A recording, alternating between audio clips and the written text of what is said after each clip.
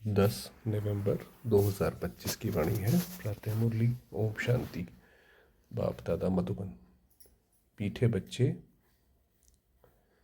तन मन धन अथवा मनसा वाचा कर्मणा ऐसी सर्विस करो जो 21 जन्मों का बाप से एवजा मिले। कुल मिलाकर जो सेवा हो सकती है अपने तन मन धन मनसा वाचा कर्मणा से सेवा करो, परंतु सर्विस में कभी आपस में अनबनी नहीं होनी चाहिए। ऐसा नहीं सर्विस करने गए इनसे नाराज उनसे नाराज, ऐसे नहीं। प्रश्न, ड्रामा अनुसार बाबा जो सर्विस करा रहे हैं उसमें और तीव्रता लाने की विधि क्या है? अभी जो भी सर्विस चल रही है, हम जो भी सर्विस कर पाते हैं उसमें और तीव्रता आए, आपस में एक मत हो, कभी कोई खिटखिट ना हो। भाई जैसे सेंटर की दीदी ने कहा उस हिसाब से करो। अगर खिटखिट होगी तो सर्विस क्या करेंगे? इसलिए आपस में मिलकर संगठन बनाए राय करो, एक दो के मददगार बनो। बाबा तो मददगार है ही, परंतु हिम्मते बच्चे मददे बाप। तो जब हम हिम्मत करते हैं तो बाबा ही मदद करता है। तो आपस में एक रस होके चलो। इसके अर्थ को यथार्थ समझकर बड़े कार्य में मददगार बनो। ओम शांति। मीठे मीठे बच्चे यहाँ आते हैं रूहानी बाप के पास रिफ्रेश होने। बाबा के पास रिफ्रेश होने के लिए आते हैं। जब बाबा से मिलन मनाने जाते हैं तो जब रिफ्रेश होकर वापस जाते हैं तो ज़रूर कुछ करके दिखलाना है। बाबा से मिल लिए, बाबा मिलन मना लिया, उसके बाद कुछ करना भी है। एक एक बच्चे को सर्विस का सबूत देना है। तो जो हमें बाबा से मिला है वो आगे देना है। जैसे कोई कोई बच्चे कहते हैं हमारी सेंटर खोलने की दिल है, गाँवों में भी सर्विस करते हैं ना, तो बच्चों को सदैव ये ख्याल रहना चाहिए कि हम मनसा वाचा कर्मणा तन मन धन से ऐसी सर्विस करें जो भविष्य 21 जन्मों का एवज़ा बाप से मिले। क्योंकि अभी ये थोड़े समय बाद ये सर्विस का पार्ट भी ख़त्म हो जाएगा, फिर सेवाएं कुछ कर नहीं सकेंगे। यही होना है। हम कुछ करते हैं, पूछना चाहिए हम कुछ करते हैं, सेवा करते हैं या बस खाया पिया सो गए। कोई को ज्ञान देते हैं, सारा दिन ये ख्यालात आने चाहिए। भल सेंटर खोलें, परंतु घर में स्त्री पुरुष की अनबनी नहीं होनी चाहिए। कि सेंटर खोल लिया, आप रह रहे हो सेंटर में और पता पड़ा आपस में ही झगड़ा चल रहा है, तो कैसे चलेगा वो सेंटर? चल ही नहीं सकता। कोई घमासान नहीं चाहिए। सन्यासी लोग घर के घमासान से निकल जाते हैं। जो सन्यासी होते हैं, देखो आप जैनी हैं उनमें भी आते हैं सन्यासी, अब तो वो घर छोड़ देते हैं, कहते भी यहाँ तो बहुत झगड़े हैं, छोड़ देते हैं। डोंट केयर कर चले जाते हैं, चलो भाई हम तो जा रहे हैं, जो जिसका पीछे होता रहे वो। फिर गवर्नमेंट उनको रोकती है क्या? आप सोचो सन्यासी है, कोई व्यक्ति है, रह रहा है बीवी बच्चों के साथ और बन गया सन्यासी, चला गया सब कुछ छोड़ छाड़ के। गवर्नमेंट उनको रोकती भी नहीं है कि भाई तुमने कैसे शादी करके छोड़ दिया, जिम्मेवारियों का क्या होगा। वह तो सिर्फ पुरुष ही निकलते हैं। अभी कोई कोई माताएं निकलती हैं जिनका कोई धनी धोनी नहीं होता या वैराग्य आ जाता है, उन्हों को भी वह सन्यासी पुरुष लोग बैठ सिखलाते हैं, उन द्वारा अपना धंधा करते हैं। अब आजकल बहनें माताएं भी निकलती हैं, पैसे आदि सारे उनके पास रहते हैं। वास्तव में घर बार छोड़ा तो फिर पैसे रखने की दरकार नहीं रहती। तो अब आप तुम बच्चों को समझा रहे हैं, हर एक की बुद्धि में आना चाहिए हमको बाप का परिचय देना है। तो बाबा ने कहा जैसे वो सन्यासी होते हैं, हमें वो तो नहीं करना है, हमारा काम है बाबा का परिचय देना। मनुष्य तो कुछ नहीं जानते हैं, बेसमझ है। तुम बच्चों के लिए बाप का फरमान है, मीठे मीठे बच्चों तुम अपने को आत्मा समझो। सिर्फ पंडित नहीं बनना है। पंडित नहीं बनना मतलब सिर्फ मुंह से ज्ञान सुना दिया, ऐसे नहीं। अपना भी कल्याण करना है, खुद भी चलना है, फिर दूसरों को कहना है। याद से सतो प्रधान बनना है, बहुत पुरुषार्थ करना है, नहीं तो बहुत पछताना पड़ेगा। अंत में जब विनाश होगा तो बहुत पछताएंगे। उस समय बाबा कहते हैं डर लगेगा, अगर पुरुषार्थ नहीं करा होगा तो, पुण्य नहीं जमा किया होगा तो मदद कैसे मिलेगी। कहते हैं बाबा हम घड़ी घड़ी भूल जाते हैं, संकल्प आ जाते हैं। बाबा कहते हैं वे तो आएंगी, ये कोई बड़ी बात नहीं है। तुमको बाप की याद में रहे सतो प्रधान बनना है। आत्मा जो अपवित्र है उनको परमपिता परमात्मा को ही याद कर पवित्र बनना है। बाप ही बच्चों को डायरेक्शन देते हैं। हे फरमानदार बच्चों, तुमको फरमान करता हूँ, मुझे याद करो तो तुम्हारे पाप कट जाएंगे। पहली पहली बात ये सुनाओ कि निराकार शिव बाबा कहते हैं मुझे याद करो, मैं पतित पावन हूँ। बाबा पहले पहले ये बात बताओ सबको बाबा की, मेरी याद से ही विकर्म विनाश होंगे और कोई उपाय नहीं। ये बाबा की जो एक याद, जैसे मुरली सॉरी हम लोगों ने भी योग लगाया, वो याद ही काम आएगी। ना कोई बता सकते हैं, ऐसे इसके अलावा कोई उपाय नहीं है, ना कोई बता सकते हैं।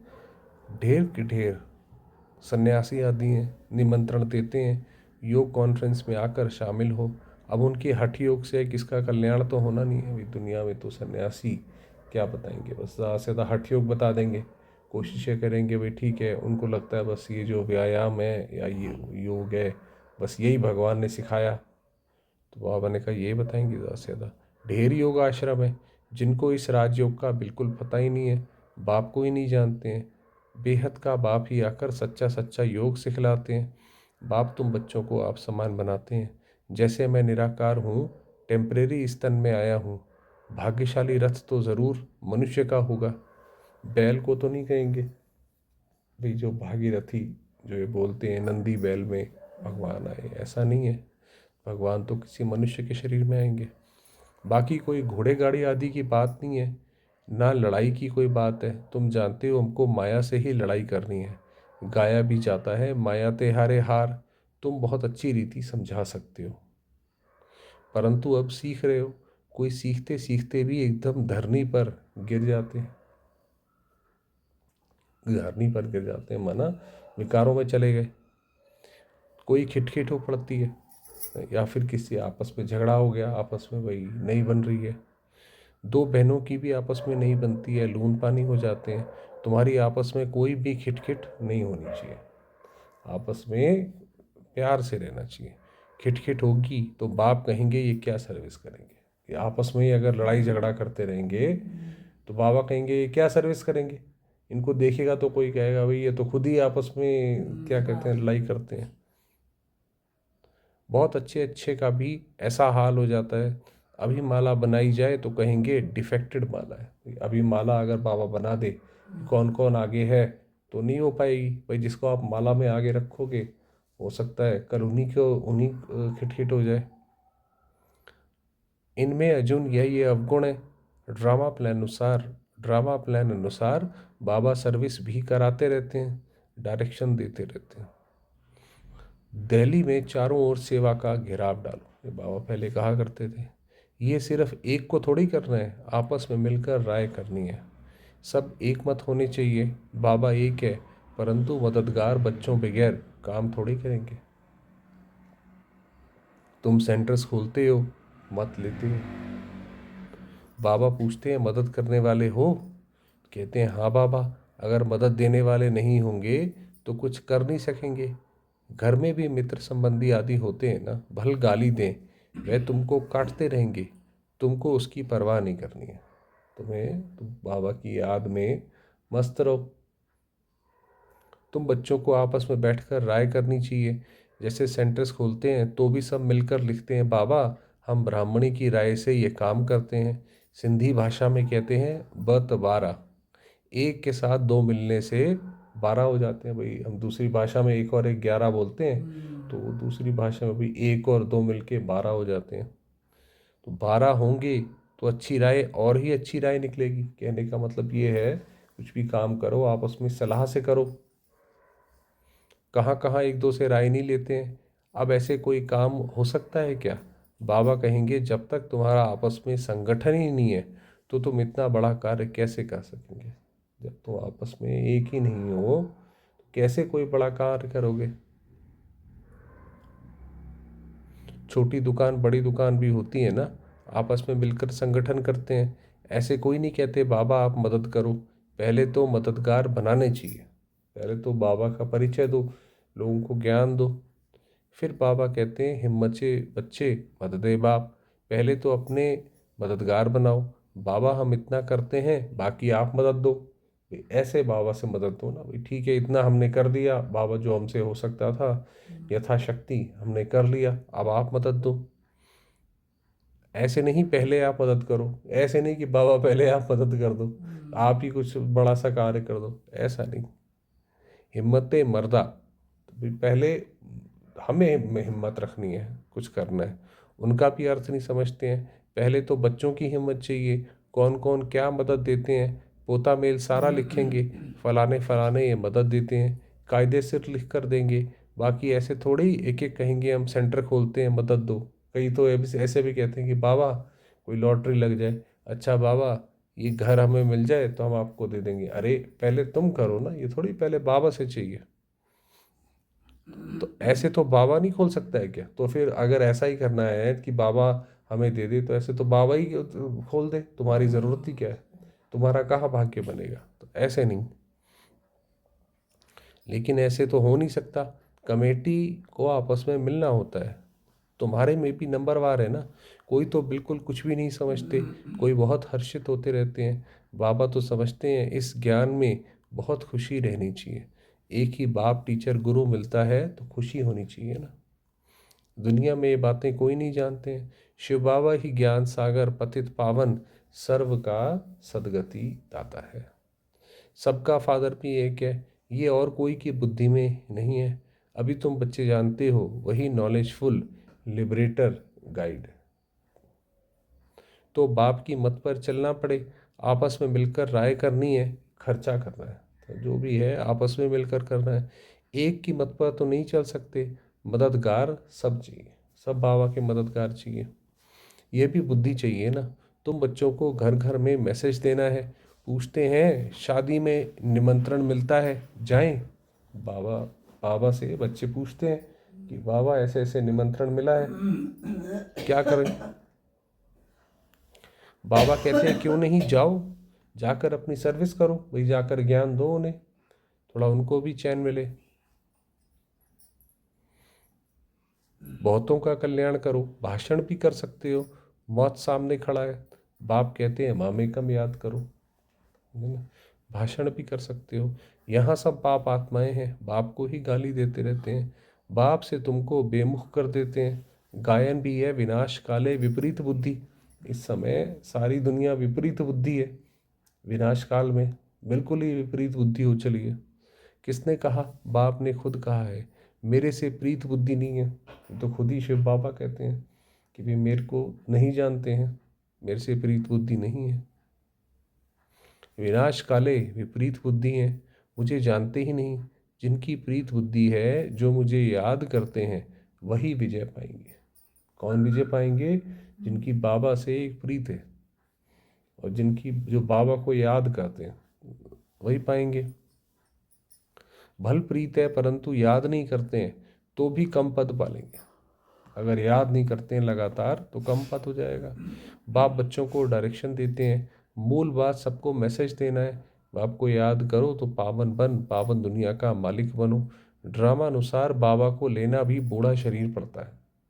अब ये तो ड्रामा है कि ब्रह्मा बाबा का बूढ़ा शरीर लेते हैं, वानप्रस्थ में प्रवेश करते हैं। मनुष्य वानप्रस्थ अवस्था में ही भगवान से मिलने के लिए मेहनत करते हैं। भक्ति में तो समझते हैं जप तप आदि करना, ये सब भगवान से मिलने के रास्ते हैं। कब मिलेगा वह कुछ पता नहीं है। भक्ति में तो अब तो खैर इतनी कोई भगवान से मिलने की कोशिश भी नहीं करता, पहले कुछ समय तक करते थे।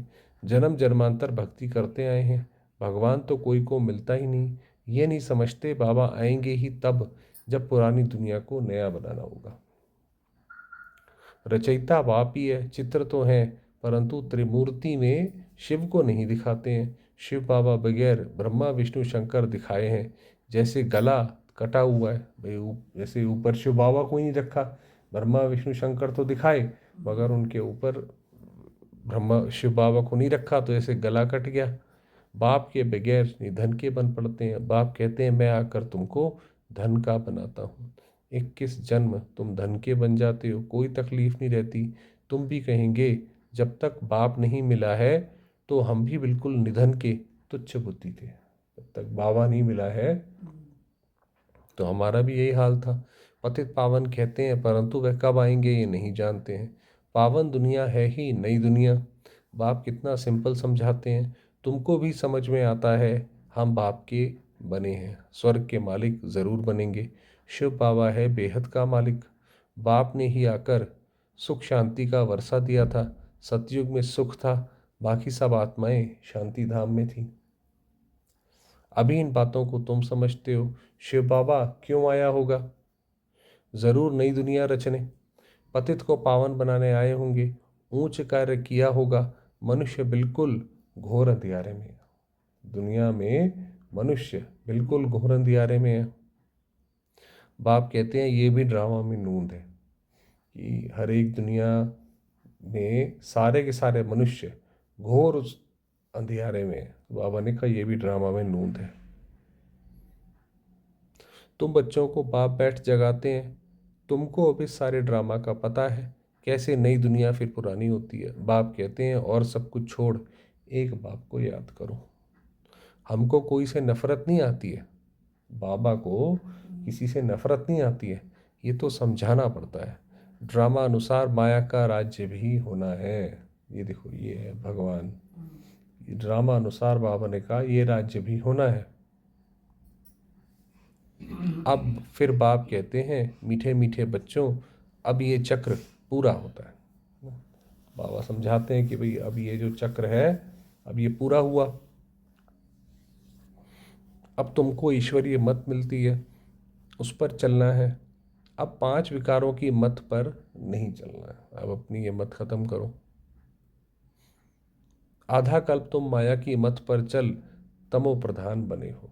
ये जो माया की मत पर चल चल कर अपने हिसाब से भाई किसी के साथ हमारा काम क्रोध लोभ मोह अहंकार है, उसके हिसाब से हम काम करते रहते हैं। तो उस वैसे नहीं चलना है। जो बाबा कहते हैं उस हिसाब से चलो, विकारों से नहीं चलो। तो आधा कल्प तुम माया की मत पर चल तमो प्रधान बने हो। अब मैं तुमको सतो प्रधान बनाने आया हूँ। सतो प्रधान तमो प्रधान का ये खेल है, ये चलता रहता है। आत्मा सतो प्रधान हुई, फिर चलते चलते नीचे आ गई, तमो प्रधान हो गई। फिर बाबा आते हैं, फिर बना देते हैं। तो ऐसे करके ये चलता रहता है। ग्लानि की कोई बात नहीं है, किसी की भी इसमें ग्लानि की बात नहीं। भाई किसी व्यक्ति की गलती हुई, दुनिया में तो आदमी यही सोचता रहता है भाई ऐसा हुआ इसकी गलती, ऐसा हुआ उसकी गलती। तो बाबा कहते हैं किसी की बुराई ग्लानि की बात नहीं है। कहते हैं भगवान ने आवागमन का नाटक ही क्यों रचा। कहते हैं भाई भगवान ने क्यों ऐसा ही रच दिया कि आओ फिर जाओ आओ फिर जाओ तो ऐसी कोई बात नहीं है। क्यों का सवाल ही नहीं उठता।